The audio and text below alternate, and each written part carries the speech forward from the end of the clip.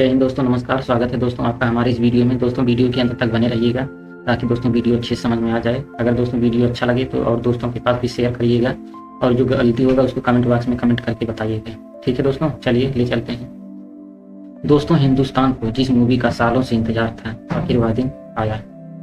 छत्रपति संभाजी महाराज के जीवन पर आधारित छावा मूवी सिनेमा घरों में प्रदर्शित हुई, जो कि हाल ही में इस मूवी में अब तक सारे रिकॉर्ड तोड़ दिए, बक्सर ऑफिस पर हाहाकार मचा दिया। ऐसे में हमें बहुत से भाइयों से कमेंट आया कि छत्रपति संभाजी महाराज की मृत्यु के बाद उनकी पत्नी महारानी येसुबाई और उनके बेटे शाहू महाराज का आगे क्या हुआ। तो दोस्तों, इन सारे सवालों के जवाब जानने के लिए वीडियो के शुरू हैं। दोस्तों, आज का वीडियो छत्रपति शिवाजी महाराज, जिन्होंने अनेक विदेशी सल्तनत को उखाड़ कर और सैकड़ों सालों की गुलामी की जंजीरें तोड़कर सफलतापूर्वक एक अलग हिंदू साम्राज्य का निर्माण किया।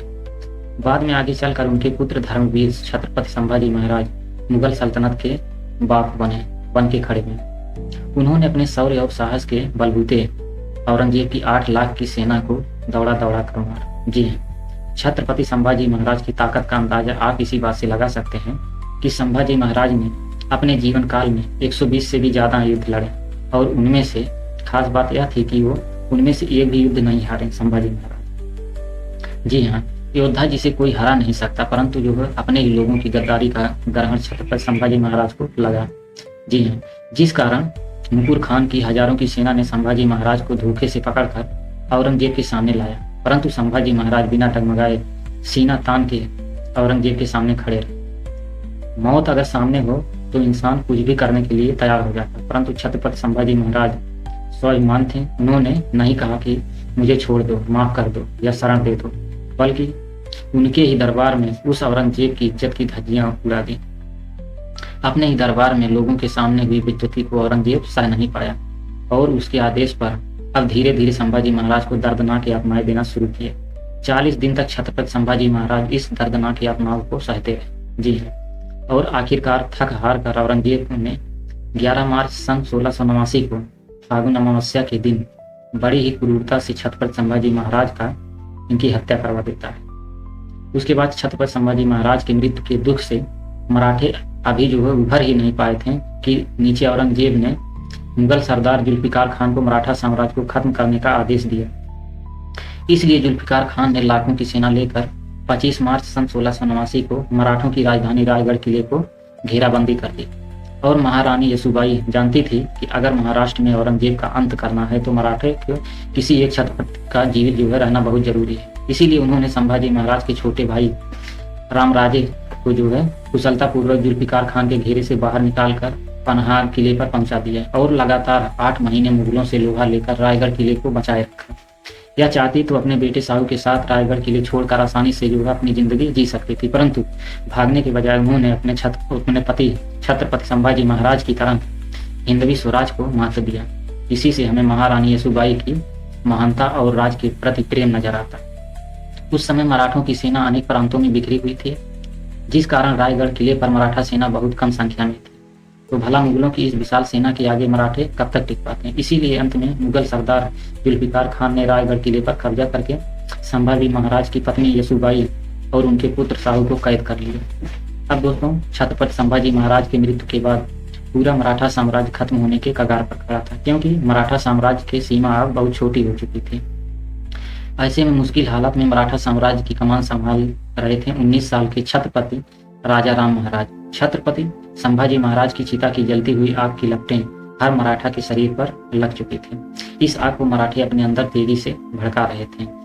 जो मुगल सैनिक मराठों के हाथों में आते, मराठा उन्हें काट कर रख देते, अल्लाह के पास पहुंचाते थे। तभी एंट्री हुई 2 वीर मराठों की, जिनका नाम था संताजी घोरपड़े और घनाजी जादव। उन्होंने ज्यादा कुछ नहीं, औरंगजेब के इस मुगल साम्राज्य को कुछ ऐसे ही कर दिया और छत्रपति राजा राम महाराज के आदेश पर मुगल सल्तनत को तबाह कर दिया। परंतु लगातार भगदौड़ और युद्ध संघर्ष के चलते रामराजे की तबीयत खराब हो गई और 3 मार्च सन 1700 को छत्रपति राजा राम महाराज के सिंहासन पर देहांत हो गया। राजा राम महाराज की मृत्यु के बाद उनकी पत्नी महारानी ताराबाई ने मराठा साम्राज्य की कमान संभाली, पर वह रुकी नहीं। उन्होंने मुगलों से बहुत से महत्वपूर्ण किले जीतकर उन्हें फिर से मराठा साम्राज्य में शामिल कर लिया। महारानी ताराबाई के शासनकाल में और वीर मराठा योद्धा धनाजी यादव के नेतृत्व में मराठा साम्राज्य की सीमा अब गुजरात से लेकर गुजरात जाकर भिड़ चुकी थी। ऐसे में एक के बाद एक औरंगजेब के दर्दनाक जख्म देकर मराठों ने उसे बर्बाद कर दिया और 3 मार्च सन 1707 को नीच औरंगजेब इसी महाराष्ट्र की मिट्टी में तड़प तड़प कर मर गया। मराठों ने उसे भी दिल्ली वापस नहीं जाने दिया और हिंदुस्तान जीतने का उसका जो सपना था सपना ही रह गया। मराठों ने अपना राज्य तो वापस पा ही लिया, लेकिन एक महत्वपूर्ण काम अभी भी बाकी था। उसको करने में राजा छत्रपति संभाजी महाराज की पत्नी महारानी येसुबाई और उसके बेटे साहू को मुगलों की कैद से आजाद करना था। पर इतिहास रातों रात नहीं बदला जाता, इसीलिए मराठे सही समय की प्रतीक्षा कर रहे थे। औरंगजेब की मृत्यु के बाद सत्ता पाने के लिए उसके बेटे एक दूसरे के खून के प्यासे हो गए। इसी बीच औरंगजेब का बेटा आजम खान सत्ता पाने के लिए उत्तर भारत में जाना चाहा, परंतु वह जो है बात जानता था कि अगर वह दिल्ली चला गया तो मराठे इधर दक्षिण में मुगलों का सफाया कर देंगे। ऐसे में मुगल सरदार जुल्फिकार खान आजम साहब से बोला, हुजूर, मराठा साम्राज्य की कमान वह तारा भाई संभाल रहे हैं। अगर हम संभाजी महाराज के पुत्र साहू और को आजाद कर देते हैं तो ताराबाई और साहू के बीच सत्ता पाने के लिए युद्ध होगा, जिससे मराठा साम्राज्य और कई भागों में टूट जाएगा और कमजोर होगा। आसानी से दिल्ली में हम जा सकेंगे। और जो है यह सुझाव उसको अच्छा लगा और 8 मई सन 1707 को साहू जी महाराज को आजाद कर दिया, लेकिन उसने महारानी येसुबाई को आजाद नहीं किया और रानी येसुबाई हमारे कैद में रहेगी, तो साहू महाराज को हम अपने हाथों ही कठपुतली बनाकर चला सकते हैं। परंतु हुआ कुछ और। अपने राजा छत्रपति संभाजी महाराज के पुत्र साहू जी महाराज को 18 साल बाद फिर से वापस पाकर पूरे मराठा साम्राज्य में खुशी का माहौल छा गया और महारानी ताराबाई का पक्ष छोड़कर मराठे साहू जी महाराज के साथ मिल गए। इसके बाद साहू जी महाराज ने तारा को मराठा साम्राज्य की नई राजधानी बनाया और दोस्तों 22 जनवरी सन 1708 को साहू जी महाराज मराठा साम्राज्य के नए छत्रपति बने। अब दोस्तों छत्रपति साहू जी महाराज राजा बनते ही मराठों के हौसले और भी ज्यादा बुलंद हो गए। मराठे किसी भी हालत में दिल्ली में घुस करके महारानी व सुबाई को आजाद करना चाहते थे। जी हाँ, साल 1713 अपने चाचा जहां जाज शाह को मारकर फारुखसियर बादशाह बना। फारुखसियर को बादशाह बनने में सैयद अब्दुल्ला खान ने महत्वपूर्ण भूमिका निभाई, जिस कारण सैयद अब्दुल्ला खान का दिल्ली दरबार में बहुत ज्यादा प्रभाव बढ़ गया था। इसी फारुखसियर अंदर ही अंदर सैयद अब्दुल्ला खान से जलने लगा। वह किसी भी हालात में उसे जीवित नहीं रखना चाहता था। बादशाह के गलत इरादे जानकर सैयद अब्दुल्ला खान अपनी जान बचाने के लिए सतारा में छत्रपति साहू जी महाराज की शरण में चला गया। जी हाँ, अब मराठे शरण में आते ही मराठों के दिल्ली अब दूर नहीं था। छत्रपति साहू जी महाराज अब सैयद बोले कि कुछ शर्तें हैं जो तुम्हें माननी पड़ेगी। वो शर्तें कुछ इस प्रकार थी। छत्रपति संभाजी महाराज की पत्नी जो है महारानी येसुबाई और भोसले परिवार के जितने भी सदस्य को औरंगजेब ने कैद किया था उन सभी को रिहा करना पड़ेगा। मध्य भारत से लेकर दक्षिण भारत तक सारे प्रदेश मराठों के अधीन रहेंगे। छत्रपति शिवाजी महाराज के शासनकाल में जितने भी किले और प्रदेश थे वह सारे मराठा साम्राज्य को वापस करने पड़ेंगे। मुगल महाराष्ट्र छोड़कर पूरे हिंदुस्तान से टैक्स लेते हैं, परंतु मुगलों को हर साल अब मराठों को 10 लाख पर टैक्स देना पड़ेगा। ऐसे में अनेक शर्तें मराठों ने सैयद अब्दुल्ला खान के आगे रख दी। अब सैयद खान बोला, महाराज, मैं आपकी सारी शर्तें मानने के लिए तैयार हूँ।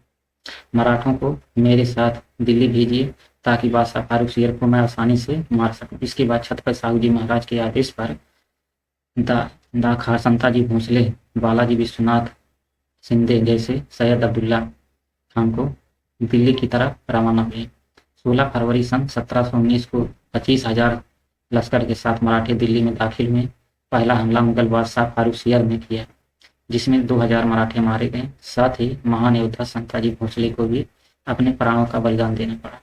संताजी भोसले की मृत्यु से मराठे और ज्यादा आक्रामक हो गए।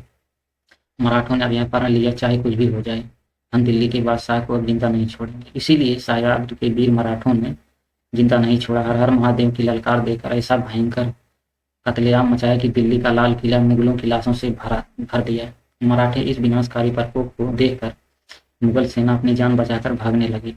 फारुखसियर को खत्म करने के लिए सैयद अब्दुल्ला खान को आगे किया। इसीलिए जोश में आकर सैयद अब्दुल्ला ने 28 फरवरी सन 1719 के दिन दिल्ली के बादशाह फारुखसियर को तख्त के नीचे गिराया और अपनी चाकू से उसकी आंखें फोड़ दी। इस तरह मराठा ने सैयद अब्दुल्ला खान के कंधे पर बंदूक रखकर फारुखसियर को मार डाला। जी हाँ, उसके बाद में रफीउद्दौला को मुगल साम्राज्य का नया बादशाह बनाया गया। दिल्ली का नया बादशाह मराठों के हाथों का खिलौना था।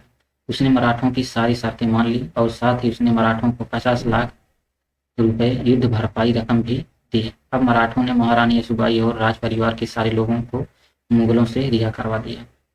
बड़े ही उत्साह के साथ महाराष्ट्र की तरफ रवाना हुई श्री सखी रागी जयंती महारानी येसुबाई 4 जुलाई सन 1719 को सतारा में आई। साल 1689 से लेकर 1719 तक लगभग 30 साल के बाद महारानी बाई ने अपने हिंदवी स्वराज को देखा।